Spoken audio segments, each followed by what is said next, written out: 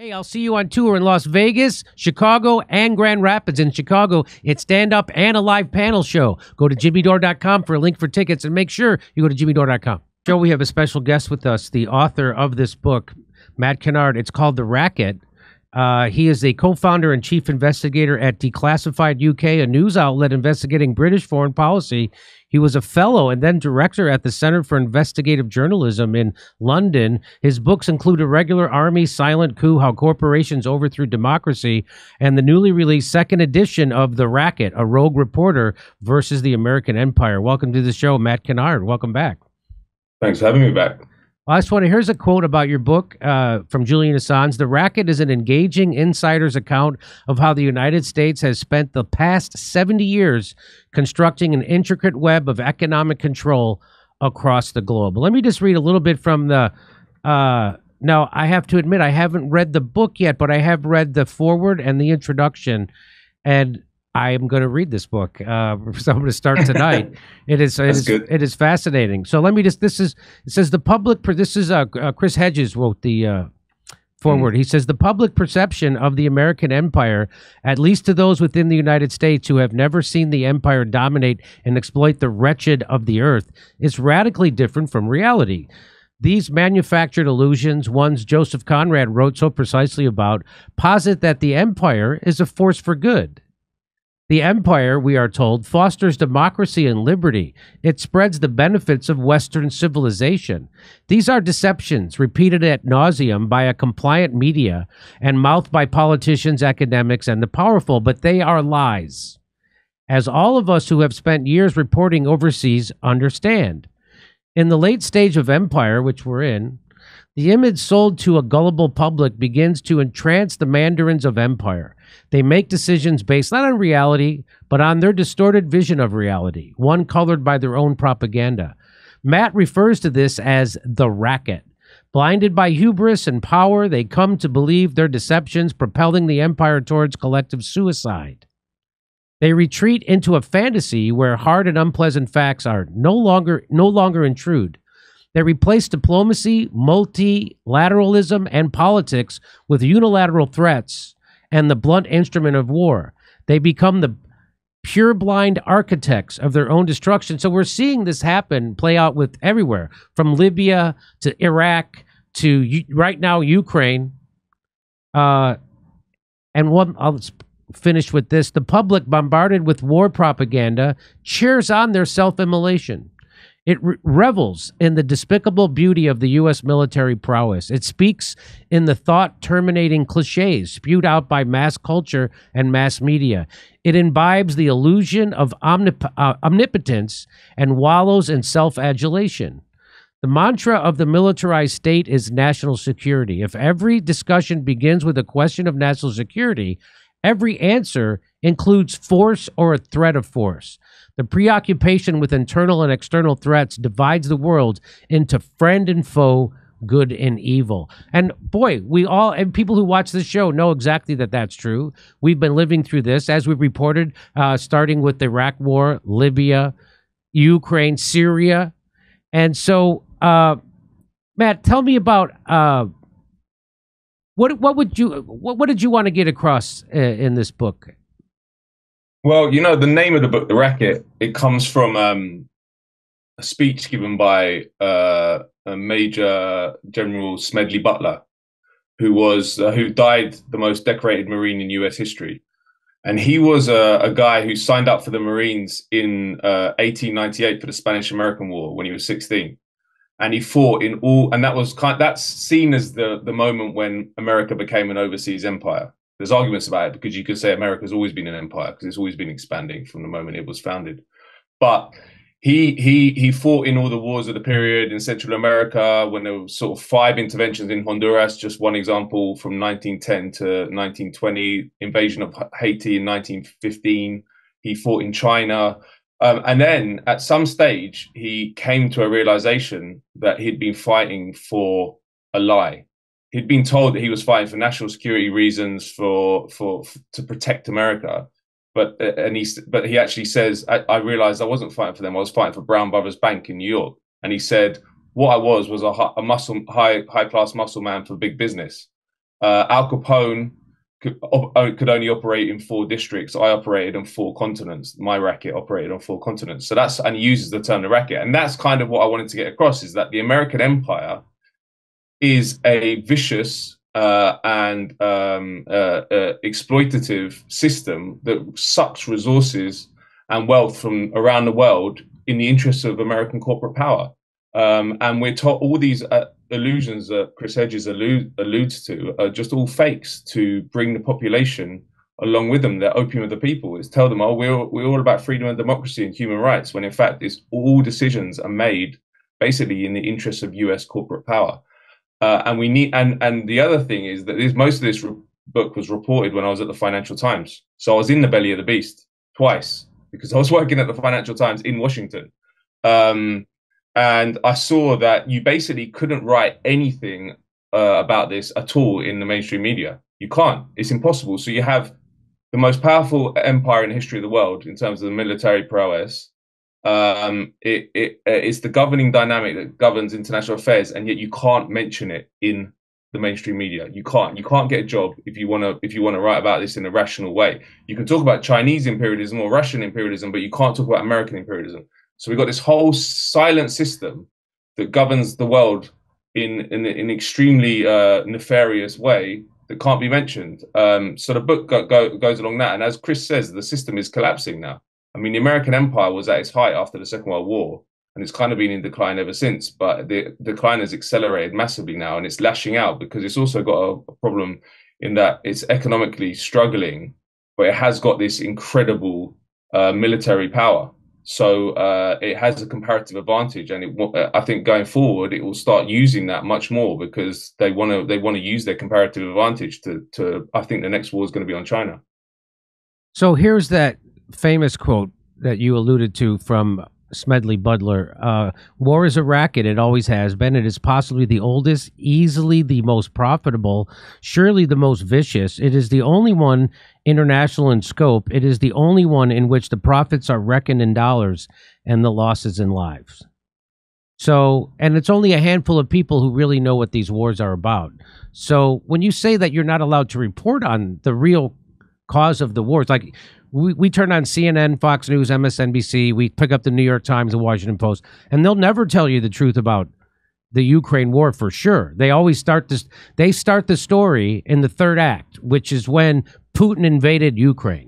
That's when they start the story. They never tell you that the United States overthrew their democratically elected government in 2014, installed a puppet because that government didn't want to be in an economic alliance with Europe. They wanted to be an economic alliance with Putin and Russia because they offered them a better deal than the IMF was offering them. And so we were like, well, we're not going to allow that. So we overthrew them. And they never tell you that that government started shelling the Russian-speaking people in the eastern part of Ukraine called the Donbass who didn't want to go along with that coup government. And then there were peace agreements that who broke? Ukraine broke. And so this is all, they never tell you any of this in the press. So you're saying that when you worked for the press, you weren't allowed to. So how did they tell you you're not allowed to report the truth about war? It's a good question because it doesn't work like that. It works like that in an authoritarian dictatorial system, which we don't have. But thought control is much more sophisticated in societies like we live in. So it happens in a much more insidious way. You basically just become culturalized to the system, and you start slowly thinking like everyone else. And if you don't, you'll be out, which is what happened to me. And so I kind of started just taking the piss really because I knew I wasn't going to stay there, and I knew I'd never had this access again. So I started testing the system, the propaganda system. So, for example, a simple example is, for some reason, after you work long enough in these places, you'll write Iran-backed militant group for Hezbollah, but you won't write US-backed Wahhabi dictatorship for Saudi Arabia. Why? They're both true.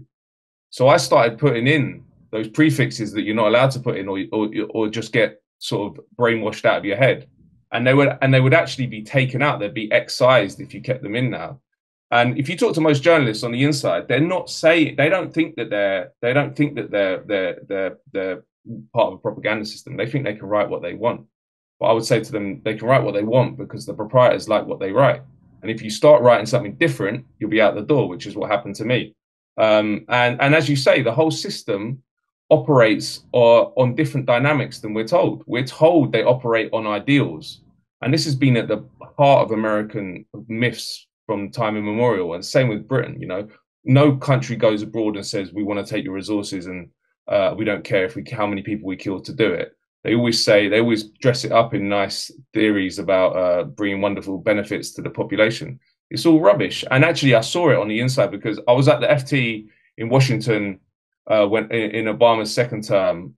So I was going into the White House and interviewing people all over Washington. Then I went to Wall Street. And, you know, some people on the inside, they talk openly in ways that you wouldn't expect. Like, I remember going into one investment bank, and we were talking about the war in Iraq, and they were like, "Well, obviously we went into Iraq to get 20,000 barrels of oil a day," and they thought it was funny that I thought I would think any different, you know. So there are people on the inside that don't imbibe these theories, which is what Chris Hedges was talking about how in the late stage of empire, the people in Washington start to believe their own propaganda, and then they start making irrational decisions because they're basing it on irrational theories. But it's a mixed bag. Some of them, some people are true believers, and you know what? I kind of respect the realpolitik people more, because the ones that really annoy me are the liberals. Like the realpolitik people who say, "Look, we go around the world and we want to ransack countries. That's what we do." Fine. At least you're honest. I mean, I don't agree with it, but at least you're honest. It's the liberals who say, "Oh no, we have this wonderful system that operates on these democratic principles and human rights," and then a bad person like Donald Trump comes and messes it all up. Donald Trump hasn't messed anything up. He's just a more exaggerated form of what they do as well. But that's the point, is this is a permanent government. This is a permanent war economy, and it can't change. You can't vote against it. The closest thing you can vote against it, unfortunately, is probably Donald Trump. But then Donald Trump talks the talk. But when he was in power, who did he put in his cabinet? He put in people like Mike Pompeo, Elliot Abrams, all the worst neocon warmongers there are in Washington. So you can't effectively vote against it. And that is why the system is crumbling, because people are desperate to elect someone who can actually take on the system that has been destroying them for now 40 years. I think in real terms, the average American worker has not had any wage progression at all in 40 years. So they're looking around and they're thinking, well, who can I vote for? They can't vote for anyone who's going to take it on. And then Donald Trump talks in these terms, which are anti-establishment. So he gets popular and the liberals can't handle it. So that's why it's all crumbling. The system is destroying itself. So Aaron Mate has said on this show, he makes the case that the reason why, because my whole life, the establishment loved Donald Trump, right? They gave him his own television show on network TV for over 10 years. They gave him Emmy nominations. They loved him. He was on every late night talk show, on the cover of every magazine. He golfed with the Clintons. They all went to each other's weddings and their kids are best friends. And all of a sudden he became president. They hated him. And, Aaron Mate makes the case that it's because he puts a bad face on empire, and that it's harder to sell these wars with a guy like him. In fact, they asked Donald Trump, "Why were you leaving troops in Syria?" And he said, "For the oil." He just said it. Yeah. And that's called a... Go ahead. I said, you're not allowed to do that. That's the thing. He's uncouth. He hasn't been through all the training schools in the State Department that you're meant to go through to put a nice white grin on the empire. And that's why he's dangerous for them, because that truth is they need to protect it more than anything, because the empire can only operate because of the myths that we're talking about.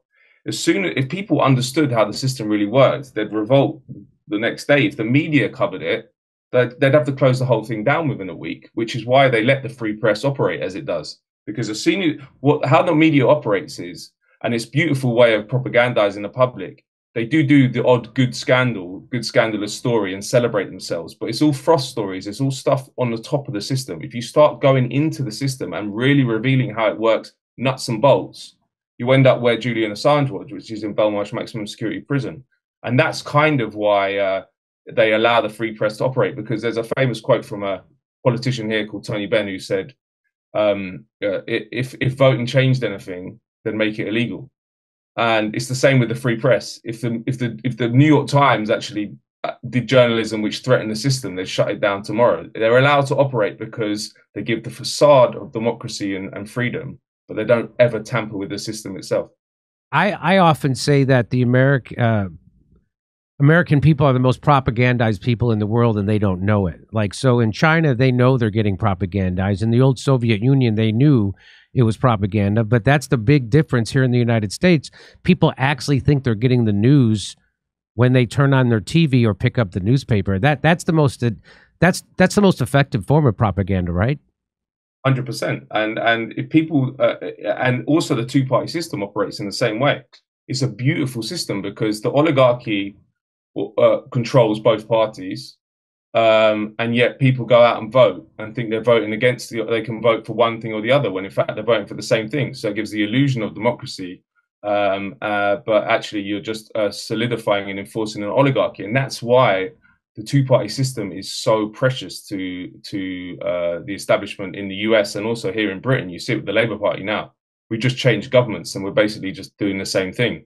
There's a permanent policy from Whitehall, which is where all the government departments was, which is impervious to a changing government. It doesn't matter. And also that's why they really, really don't want proportional representation here, because the breakup of the two-party system, of course, could benefit the right as well as the left, is a real problem for a permanent government. So the whole system, I mean, it's all an illusion, isn't it? Democracy is an illusion. We saw what happened. Like you mentioned the quote that Julian Assange made about the book. He's like the perfect example. He stress tested democracy and he stress tested the free press, and it failed.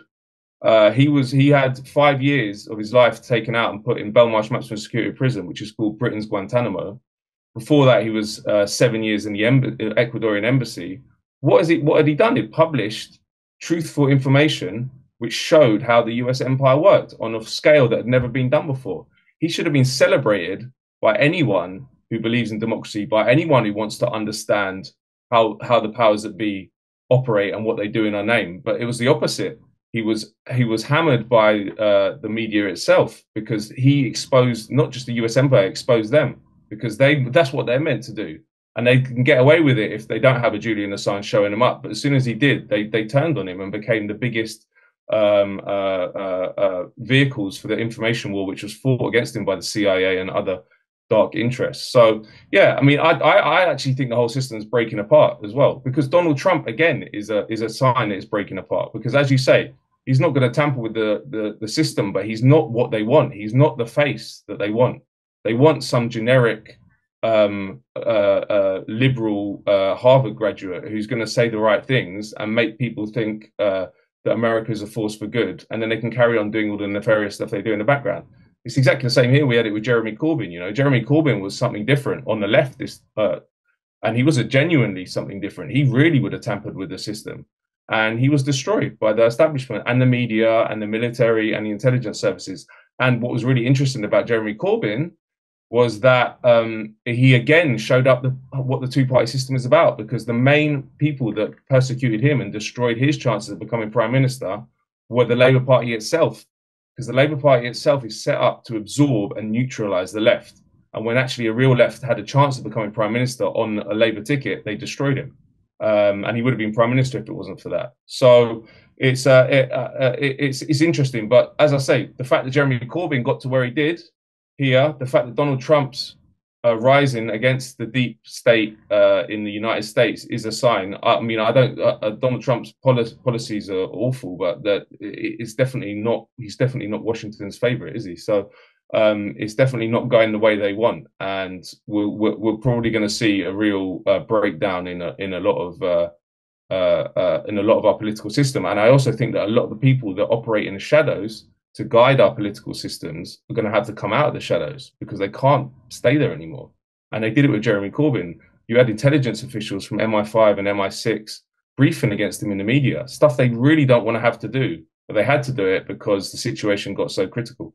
So why do you think Jeremy Corbyn just didn't start his own party? Like, we said the same thing about Bernie Sanders here in the United States when it was obvious that he was the more popular candidate and they had to rig a primary to get rid of him, and he could have beat Donald Trump. And A lot of people who would have voted for him ended up voting for Donald Trump because they wanted to vote for an outsider. My theory was that the FBI got to him and they threatened him with exactly what they're doing to Donald Trump now, prosecuting him, impeach, all the kind of lawfare that they were used against Donald Trump. They've threatened to use against Bernie Sanders, and he knows it.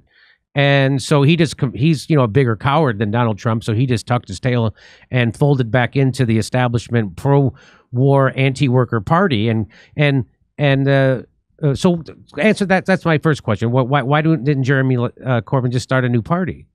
Yeah, firstly, I should say there's a massive difference between Jeremy Corbyn and Bernie Sanders because I know they're often bracketed together, but Jeremy Corbyn is a genuine anti-imperialist. He's been like a Yes. veteran of the anti-imperial movement here in Britain for decades and decades, whereas Bernie signed up to the US imperial project effectively. Yeah, he's been on board with the war machine for his entire career. Yeah, exactly, he has, and Corbyn isn't. And Corbyn was kind of there's hundreds, maybe over 500 parliamentarians in the UK.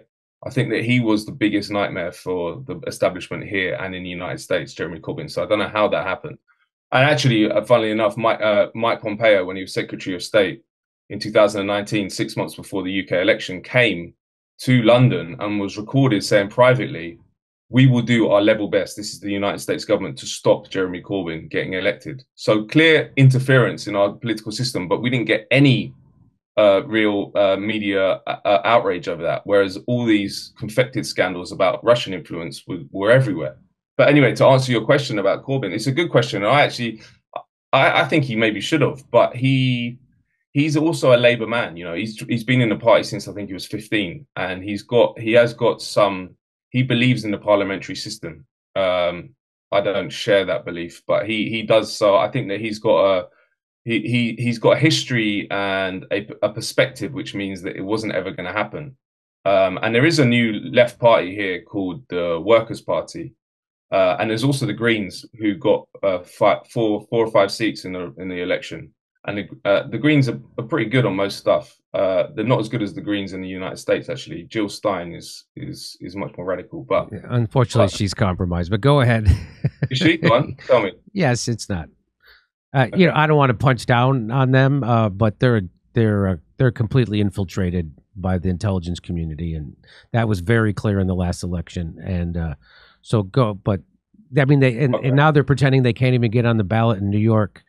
They couldn't get on the ballot. Are you kidding me? The LaRouche party got on the ballot in New York. Anyway, so they're a joke at best, and they're completely compromised and infiltrated at worst. But I mean, she picked this guy Peter Dow to run the Green Party presidential candidates. Peter Dow came directly from the Clinton Foundation. Directly. I mean, he was their hitman in 2016 against Bernie Sanders. And so it was obvious that they were compromised. I mean, in 2020, their presidential candidate was out Russiagating. So he was repeating CIA talking points. It's just obvious that they're there, and they've never grown their party on purpose. So I've been told by people inside there that they have this system to make sure the party doesn't grow. And so it's obvious that they're an op now, right? So they're there to make people feel like they're doing something, but they're not.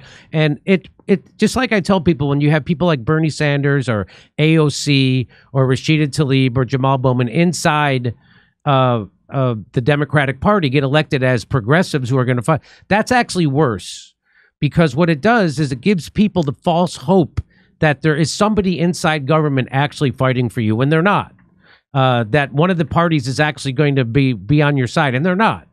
And so what it really takes is for people to give up on the system and start some kind of a real revolution. Now, I'm not smart enough to know how that happens, but I think we had a kind of a template for it when with the COVID and the truckers in Canada. I don't know if you're familiar with that story, but they shut it down. They shut down capitalism, and that's why they called them Nazis and white supremacists and misogynists and said they were violent. All of that stuff was completely made up because they were right.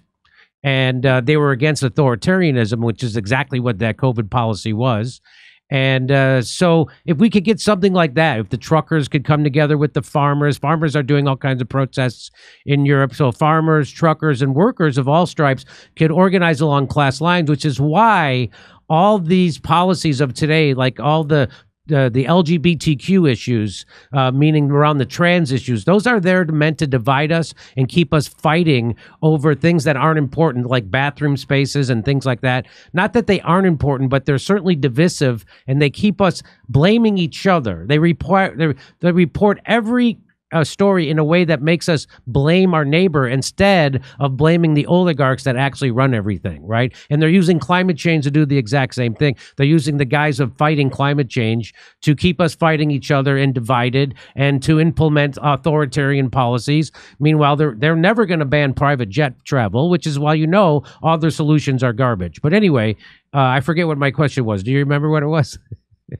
I don't think you had one. Okay, I don't think I did either. No, I think you answered it, whatever it was. But so what do you think has to, Mike? I guess my question is, what do you think needs to happen? Well, to be honest with you, the book's hopeful because I don't know about the US internally. I think most of the US problems are internal, but externally, the empire is crumbling, and there have been loads of successes in fighting back against the imperial control. A good example is Latin America, right? If you look at Colombia is an amazing example, right? Colombia has been what they called it, the Israel of Latin America for its whole history. Really, it's like being the outpost of the United States. And they elected Gustavo Petro, who is a left wing. He was a former guerrilla, to the presidency, and he's done lots of progressive policies, and the US hasn't been able to destroy him. You had AMLO, Obrador in Mexico, who just left office, and his anointed successor won a landslide, and the US don't like either of those leaders. You have other people in Latin America. You had the Bolivians who reversed a CIA coup in 2019 and restored democracy and restored the party that was turfed out originally. So these are all things. I think the Bolivia example is the first time I know of where a CIA coup has been reversed the year after and democracy restored. So the American empire is crumbling, and that part of that is to do with China, because the way that the empire, after the fall of the Cold War, US power, capitalism was rampant. There was no there's no check on this power. There was no check, and there was no other pole for independent forces to organize around. So if you look at Venezuela, for example, well, you had the Zapatistas in 1994, but the 90s were a pretty bleak time for progressive forces around the world, or anti-imperial forces. In 1999, Hugo Chavez got elected in Venezuela, and that developed into a host of governments in Latin America which came up, which were stepping on the toes of the US empire. And part of the reason the US didn't manage to destroy them all, they tried. There was a coup in 2002, which was a US coup, which was then by Bush, but was then reversed. Part of the reason they couldn't dampen down on that democratic uprising in Latin America was because of the war on terror. They were bogged down in the Middle East. But also another reason was the rise of China, because now there's another pole for these governments to organize around. They have if you're getting attacked by the US empire, you need some infrastructure to help you survive, whether that be, I don't know, diplomatic intelligence or military support, whatever it is. I mean, look at the Cuban Revolution wouldn't have survived if the Soviet Union hadn't been around. So, and now we have that. China's huge, like its economy is going to take over the United States in not very long, and people can and it's got enough power now that it's a way of it's a multipolar world. And it gives independent forces a chance. They can play in that grey area between both superpowers. They can't just be taken out by the US straight away now. So I think that is hopeful. In terms of what you talked about internally in the US, and actually there's 4 sections in the book, and one section is all about poverty and inequality in the United States, because I do think that the takeoff of the US empire and the neoliberalism of the 70s onwards has been accompanied by an attack on the poor at home as well. Because when the mandarins of empire have to defend empire, which is not very often because you're not allowed to mention it, but if they ever do, they say, well, this is why we're such a prosperous nation, and it goes back to the people of the United States. That's a lie. All the wealth and resources which are sucked out of the rest of the world by the US government and the US military and US corporations go to a tiny little elite in the United States. And that's how it's always been. The empire doesn't benefit the poorest, and in fact, the poorest have got much poorer since the 70s, even in real terms. And educational standards have collapsed. Privatization of everything, nothing works anymore. Huge opioid crisis. Like, these are all products of a rampant imperial elite, which doesn't give a shit about their people. They give a shit about ransacking the world for their own benefit. Well, your message is definitely 100% simpatico with the message of this show, and so I look forward to reading the second edition, The Racket by Matt Kennard. It's got a great endorsement from Chris Hedges, from Julian Assange, lots of other people. It's been great talking with you. You know what? I'm gonna bring you back on if you come back on after I finish reading the book. Yeah, please do. It's all, I mean, I just read the beginning and it's amazing. So anyway, Matt, I appreciate you coming on. Everybody go out and get the book, The Racket, and we'll have you back on and we'll talk about it. Oh, take care. I appreciate it. Okay, thank you. Hey, do you owe back taxes? Pandemic relief is now over. Along with hiring thousands of new agents and field officers, the IRS has kicked off 2024 by sending over 5 million pay-up letters to those who have unfiled tax returns or balances owed. Don't waive your rights and don't speak to the IRS by yourself. I'm telling you. Dude, I did that once. It was a mistake. So don't waive your rights and don't speak to the IRS on your own. They're not your friends and they're not your friends. Tax Network USA is a trusted tax relief firm, has saved over $1 billion in back taxes for their clients, and they can help you secure the best deal possible. Whether you owe $10,000 or $10 million, they can help you, whether it's business or personal taxes. Even if you have the means to pay or you are on a fixed income, they can help finally resolve your tax burdens once and for all. Call 1-800-245-6000 for a private free consultation or visit tnusa.com/Jimmy. Hey, I'll see you on tour in Las Vegas, Chicago, and Grand Rapids. In Chicago, it's stand-up and a live panel show. Go to jimmydore.com for a link for tickets, and make sure you go to jimmydore.com.